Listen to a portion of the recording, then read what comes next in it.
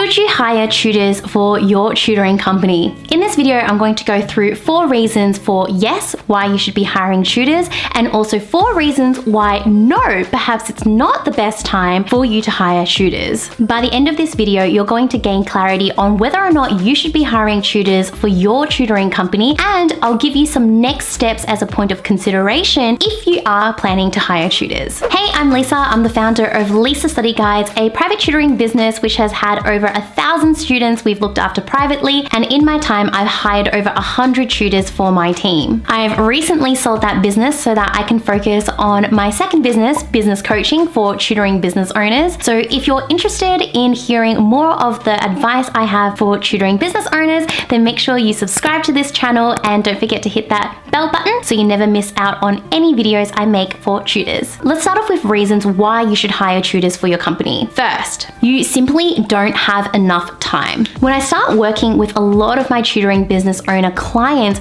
a lot of them are at the point where they no longer have enough time to actually tutor anymore. In a lot of these cases, these business owners have been the tutors themselves. They started out the business actually tutoring as the solo tutor in their business, and so the entire business revolves around them solely. Now, as a service-based business, what this means is that we as tutors trade out our time for money. So we give 1 hour of tutoring and then we gain back whatever X price we charge for that hour. And so what that means is that typically tutors who start to become successful and start to become in demand actually then get capped out. So they reach a point where they can no longer service any more students. That, or you just try to service as many students as you can, but then it goes into, your weekends, but then you're probably like waking up super early, going to bed super late, working all hours during the weekdays and weekends. And as humans, we've only got 24 hours in a day. So even if you try to tutor more hours, you're still going to reach a point where you become the bottleneck of your business. Now, once you realize you've become the bottleneck of your business, a lot of times this can be quite upsetting because you've created this business up to this point, and the fact that you can no longer rely on you to actually grow the business anymore can be something that can be quite scary. A lot of times my clients say to me, oh, but I don't know if I can trust another tutor. I don't know if they can tutor as well as I do. I don't know if these tutors are going to be anywhere near as dedicated as I am. And these honestly are all very valid fears, but these fears actually then stop you from potentially taking that leap into that next stage of your business, which is to start delegating and to start actually getting a team together so that you're no longer limited by only your hours. You can actually start leveraging hours of other people so that you can start servicing more students. But I'll talk about limiting beliefs when it comes to hiring tutors in a separate video. So if that's something you're interested in seeing, make sure you comment below limiting beliefs just so that I know you are interested in me creating that video for you. The next reason why you would hire a tutor is because you have a wait list of students. This is an amazing problem to have because it means that you're scaling, but the problem is you're still the bottleneck of your business. And that's because even though there is excess demand, you're not actually able to service it. So that's why you've got a wait list of students, more demand versus that supply. If you're somebody who has been tutoring for a number of years now, typically that means that you've created this snowball effect in word of mouth. And so people are probably calling you up, people are interested in getting tutoring with you. That, or perhaps you've built a website, you're getting leads through that channel, or perhaps even social media or any other means. But as we mentioned before, you're only one person, and so there's only so much you can do to actually meet the demand of all those students who are waiting for you. Of course, there are other business models you can actually walk down the path of that don't actually include you hiring a tutor. So for example, if you would rather start doing group classes so that you can actually meet the demand of all these students and get them into your group classes, which you can have unlimited number of students in the one class, but that might only take you 1 hour. There's other opportunities you could do as well. For example, rather than serving these students throughout the entire year, maybe you could supply a summer workshop for them or an exam preparation workshop that comes up every now and then so they still have access to you. But if you're somebody who is interested in having a team and having tutors actually go out and look after each one of these students, have them throughout the entire school year, then that's when it's a good idea for you to actually hire your first waitlist tutor. Now, the reason why I say it's really good that you've got a waitlist is because as soon as you actually hire the tutor, you're going to be able to actually give them a student straight away. One thing I always teach my clients is that you can hire tutors first without a waitlist, but the issue here is that you need to think of your tutors as people. They're motivated when they first sign on with you. They're keen to get started. So as an example, if you've hired the tutor and you say to them, look, I don't know when the next student's going to come. It could be 2 months from now. It could be 6 months from now. You know, that is pretty demotivating, and there's an uncertainty there that employers just don't like. And it's also not fair to them either. So if you already have a waitlist and you hire a tutor, it means you can give them a student straight away, which just keeps up that motivation and basically gets you earning revenue straight away. Additionally, it means a really positive experience for your tutor. They feel like they're being well taken care of, and that's the type of culture you want to build into your business so that your tutors stick with you long term. By the way, if you want to learn more on how to retain high quality tutors, then I've created a video on what I've learned hiring over 100 tutors for my team, and I give you some real life examples that I implemented in Lisa's study guides to actually keep retaining these top quality tutors. So go ahead and open that in a new tab, watch the rest of this video, and then head over to that one afterwards. The next point on why you would hire tutors for your team is because you want to stop tutoring yourself. As humans, we evolve, and I think when you started out this tutoring business, you were keen on doing the tutoring yourself. You were excited to share your advice, your education, your knowledge, and impart that onto your students. But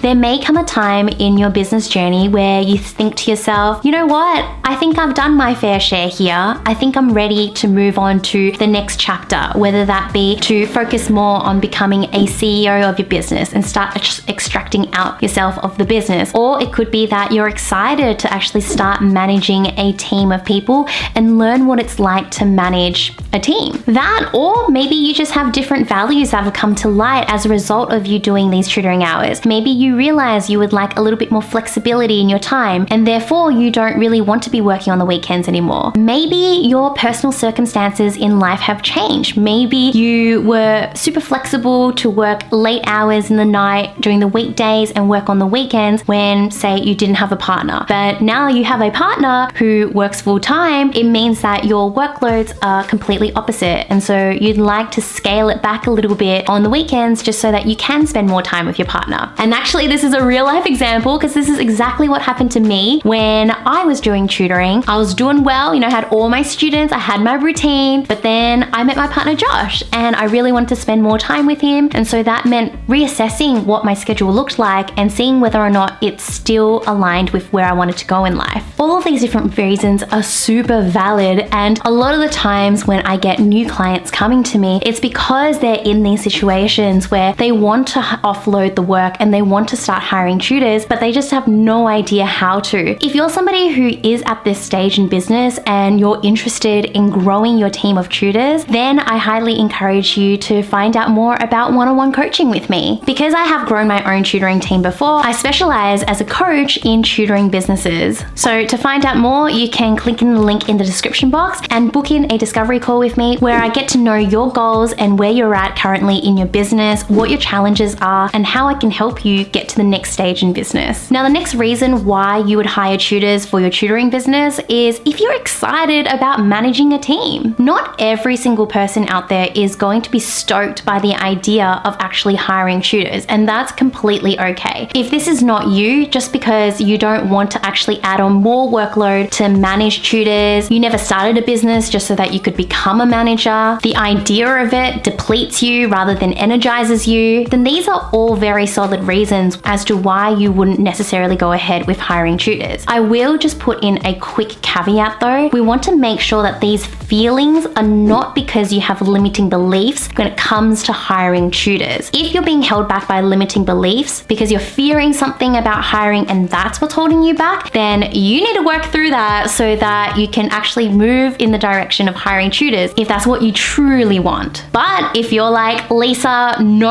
I know myself, there's no limiting beliefs there, I just really am not interested in managing a team, then by all means, there are definitely other avenues you can pursue. Like I mentioned earlier, there are different business models. For example, you could go down the group tutoring route and only do tutoring yourself. You could potentially start doing workshops. You can publish study guides. There are many different things you could do that don't involve actually hiring tutors. But on the other hand, if you are someone who's excited, if you like the idea of having a challenge, of actually managing people for the first time, of wearing more of that CEO hat and scaling your business in this way, then absolutely I would recommend you hire tutors. When you go down this pathway, you're going to learn so much about not only yourself. One of my advisors in the past once told me that stepping into a manager's role is the hardest thing anyone ever has to do. Going from a manager to a CEO is nowhere near as hard as being the person who's been doing the work and actually stepping into the manager's role. That's because as a manager, your role completely shifts. You're no longer doing the technical work of the tutoring and teaching what you know. You're now actually managing people. And managing people comes with its own territory of rewards, but also immense challenges, especially if you haven't managed a team before. You're going to need to manage expectations of your team. You're going to need to motivate the people on your team. You're going to need to give them reasons to work with you long term. You're going to need to have some emotional intelligence so that you can understand your people. You're going to need to understand how to deal with unhappy staff. You're going to have new fears that come up. For example, what if my tutor steals my students from me? What if my tutor copies my entire business and starts their own business, which by the way, happened to your girl. But hey, I've recovered from it. I am still here. So there you go. So you can see just through this array of different areas you're going to have to learn, it's going to really push you as a person to grow alongside. To be honest, for me, becoming a manager in my business was one of the biggest growth transitions that I've made to date throughout business. So if you're ready for that challenge, then I recommend you hire a tutor. Now, on the flip side, let's talk about reasons why you wouldn't hire tutors. And this is just as equally important to discuss so you understand whether or not you should hire tutors. First, and some people might not agree with this, but I say this as a result of having had the experience of seeing people come to me who've wanted to start hiring tutors but haven't been successful. And that is if you haven't tutored yourself before. Now, if you have never tutored before and you want to start a tutoring business and you want to start hiring tutors, then I'm going to tell you that it's going to be quite a big challenge for you.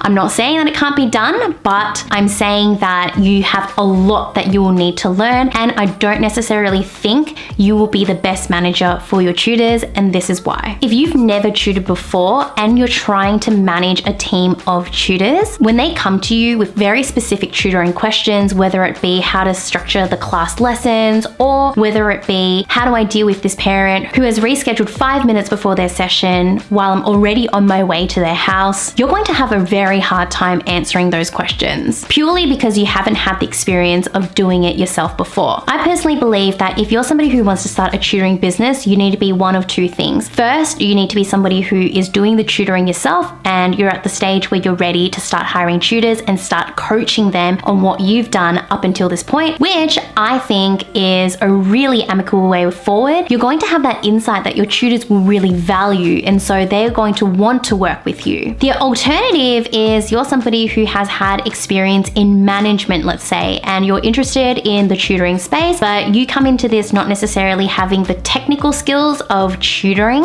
but you have management skills. So you know how to manage a team, you know how to get together a team who've got the skills that are required so to make your business work. So if you're somebody who hasn't tutored before and you want to start hiring tutors first to work for you, there's just a lot more stress that you're going to need to deal with. You're going to need to deal with the fact that you don't have any students yet, so you're basically starting completely from scratch to try to get you students. When you're hiring tutors, you might not have that nuanced perspective on what type of tutor you're looking for in order to service your type of students best, and an array of other challenges. So if you're somebody who is thinking about hiring a team, one thing I would recommend is just try tutoring at least one student. At least by getting into that flow of things, you get to become a lot more insightful in how you can actually support your tutors later on. People will hire tutors at different stages. Some of my clients have gotten fully booked out and have hired tutors within their time working with me. And when I say they're fully booked out, in some cases, it means having 4 students, and that's capped for them. They've had enough. They maybe have a family at home, kids that they're raising, and so they don't want to actually spend more time tutoring, but they're happy to actually start hiring tutors. On the other hand, I've had tutors who've had 20 students. They're in university. They don't have those family obligations like my other client over here did. Instead,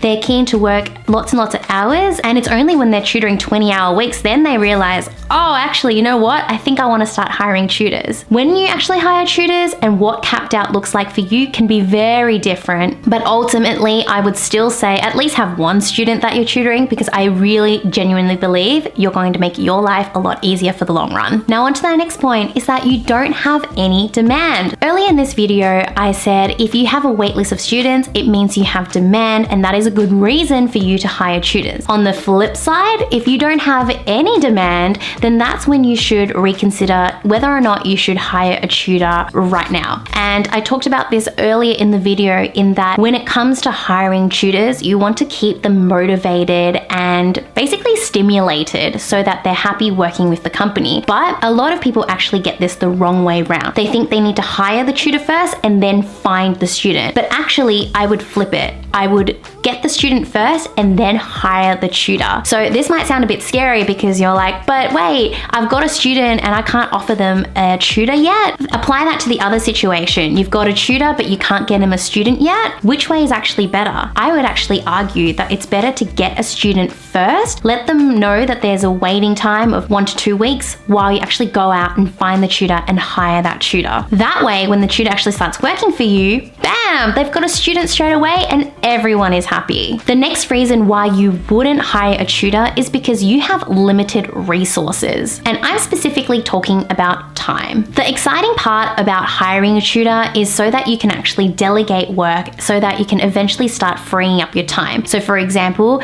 when you hire a tutor, maybe you give them 1 or 2 of your students, which starts to free up 1 or 2 hours of your own time. This is how people like to think about things. But what people tend to forget is that when you actually hire a tutor, your workload is actually going to increase momentarily before it actually dips below where you're currently at now, once you've actually given away those 1 or 2 hours of work. And that's because you're going to have to find that tutor. So figuring out your hiring process, do you post ads out there? Where do you find these tutors? Then you're going to go through the interview process. So the fact that you need to interview tutors is going to take up your time. And then once that's actually done and you found a tutor, you're not done yet. You still need to onboard them. You need to show them what it's like to actually work at your business, how your systems work, how to actually get in contact with the student, how to run the first session, giving them resources, and just generally supporting them. And so if your resources are already limited now because you are capped out in your tutoring business, I want you to think about, okay, if I start to hire a tutor, can I actually dedicate the time that's necessary to properly hire them and onboard them? The reason why it's so important that you ask this question is because if you do this half-heartedly, the likelihood of you hiring a tutor and then them leaving you is actually going to be higher, which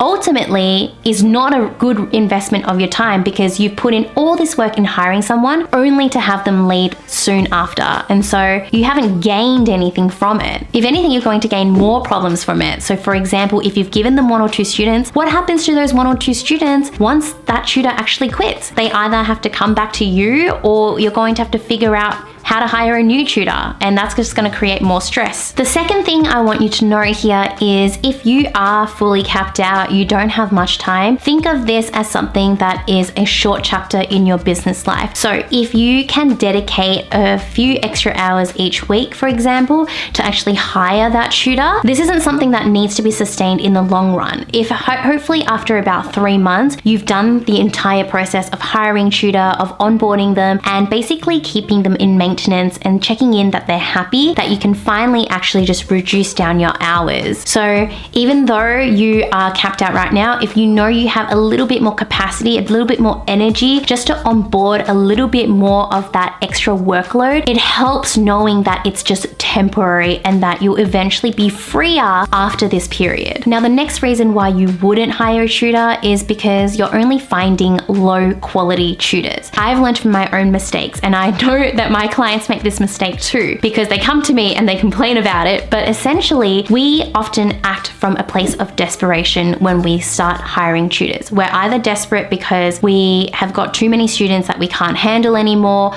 or we've got a wait list of students who are just wanting a tutor, and so we're desperately just trying to hire as quickly as we can. Although it can be really, really appealing to hire a tutor who doesn't seem to be quite the right fit for your business, I would encourage you to really be strong-minded about this and do not hire out of desperation, because it will come and bite you in the ass later on. You're going to solve your problem temporarily by alleviating some of that demand, but actually what you're doing is creating more problems for yourself later on. When we start to sacrifice our expectations as the CEO of your business, you're going to let in people who just aren't aligned with your values. I remember many years ago when I hired out of desperation because we just had a wait list of students out the door. I hired a tutor who just wasn't our ideal tutor fit. It wasn't something I could pinpoint necessarily, but it was a gut feeling that she didn't really seem to value the job as a tutor. She just wanted a job that would provide her income. And so once I actually onboarded her, red flags started appearing time and time again until eventually I had to let her go. I think one of the first red flags is that she actually just didn't even rock up to one of the tutoring sessions. And that meant that the parent called me and asked me where the tutor was. And it turns out that the tutor had just completely forgotten that she had a tutoring session. And at the time I was empathetic because we all make mistakes. So I let that one go, just thinking it'd be a once-off. But then more and more red flags would come up where parents would complain that she was late or she was constantly rescheduling their sessions, until it got to a point where it was quite clear that she didn't prioritize or value this job as a tutor. And so when it finally came time to let her go, I had already given her 7 students. And what that meant when I let her go is that I actually had to reallocate these 7 students. So not only did I have the added problems and headaches of actually trying to manage her, trying to figure out what was going on, trying to motivate her, trying to instill my expectations with her, but also dealing with parents complaining, students complaining. And then when that was finally done, having these 7 students that I then needed to reallocate to other tutors who probably were already booked out. I remember actually onboarding 1 or 2 of her students, which actually made me feel really resentful, because the whole point of me hiring tutors was so that I didn't have to tutor more. And yet I was actually getting sucked back into actually doing the tutoring, not being the manager that I'd actually foreseen for myself. So I don't want this to happen to you. So I'm really drilling it into you now. Please do not hire out of desperation. Be very clear on who your ideal tutor fit is for your business, and make sure you hire in alignment with that. If you found this video helpful, then I think one of my other videos on answering your questions about owning a tutoring business as equally helpful as what I've given you here. I hope this has given you some really good insight on whether or not you're going to hire tutors for your business. Let me know in the comment section below, and I really look forward to seeing you next time. Bye!